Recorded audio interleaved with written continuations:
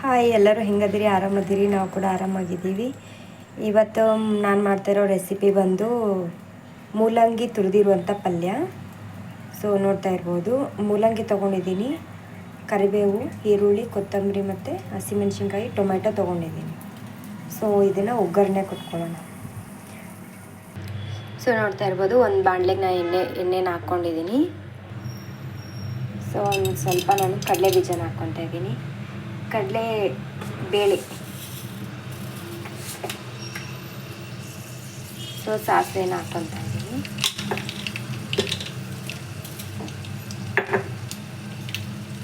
ಜೀರಿಗೆ ಹಾಕ್ಕೊತಾ ಇದ್ದೀನಿ.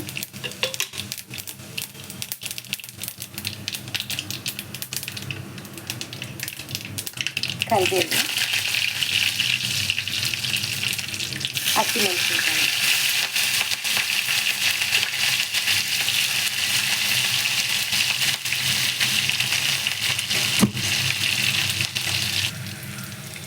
ಈರುಳ್ಳಿ,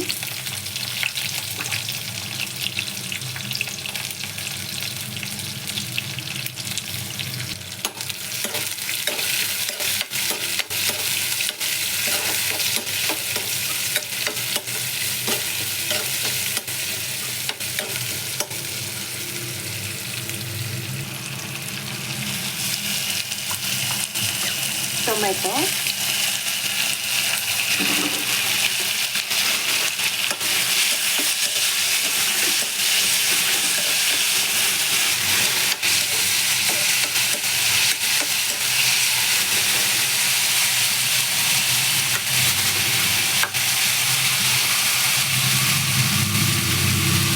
ರುಚಿಗೆ ತಕ್ಕಷ್ಟು ಉಪ್ಪು,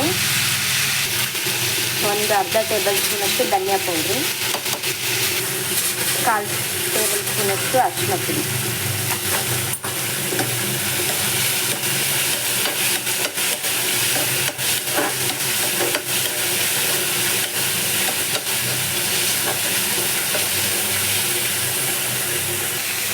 ಸೊ ಒಂದು ಅರ್ಧ ಟೇಬಲ್ ಸ್ಪೂನಷ್ಟು ಅಚ್ಚ ಖಾರದ ಪೌಡ್ರು.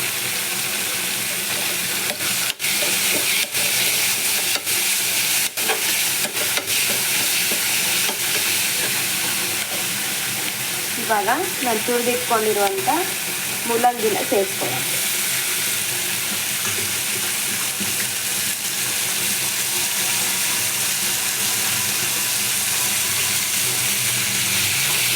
ಮೂಲಂಗಿ ಆರೋಗ್ಯಕ್ಕೆ ತುಂಬಾ ಒಳ್ಳೆಯದು. ಆವಾಗವಾಗ ಮೂಲಂಗಿ ಸಾರು, ಪಲ್ಯ ಈ ಥರ ಮಾಡ್ತಾಯಿರಿ, ತುಂಬಾ ಒಳ್ಳೆಯದಿದೆ ಆರೋಗ್ಯಕ್ಕೆ.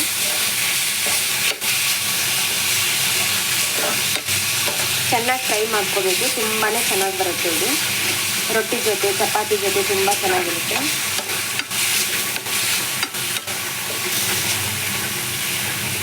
ಟೇಸ್ಟ್ ಅಂತೂ ತುಂಬಾ ಚೆನ್ನಾಗಿ ಬರುತ್ತೆ. ಕೆಲವೊಬ್ಬರು ಮೂಲಂಗಿ ತಿನ್ನೋಕ್ಕೆ ಇಷ್ಟಪಡೋಲ್ಲ, ಆ ಥರ ಅವರು ಈ ಒಂದು ವಿಧಾನದಲ್ಲಿ ಮಾಡ್ಕೊಳ್ಳಿ, ತುಂಬ ಟೇಸ್ಟ್ ಆಗಿರುತ್ತೆ.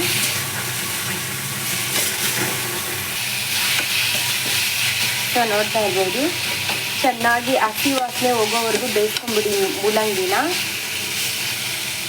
ತುಂಬಾ ಟೇಸ್ಟ್ ಕೊಡುತ್ತೆ ಇದು ಈ ರೀತಿಯಲ್ಲಿ ಬೇಯಿಸ್ಕೊಂಡು ಮಾಡೋದ್ರಿಂದ.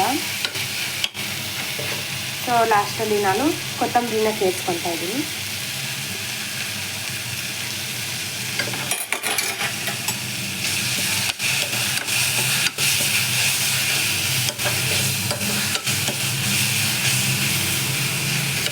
ತುಂಬ ಚೆನ್ನಾಗಿರುತ್ತೆ ಇದು ರೊಟ್ಟಿ ಜೊತೆ, ಚಪಾತಿ ಜೊತೆ. ಒಂದು ಸರಿ ಟ್ರೈ ಮಾಡಿ, ಯಾವ ಥರ ಆಗಿದೆ ಅಂತ ಹೇಳ್ಬಿಟ್ಟು ನನಗೆ ಕಮೆಂಟ್ ಬಾಕ್ಸಲ್ಲಿ ತಿಳಿಸಿ.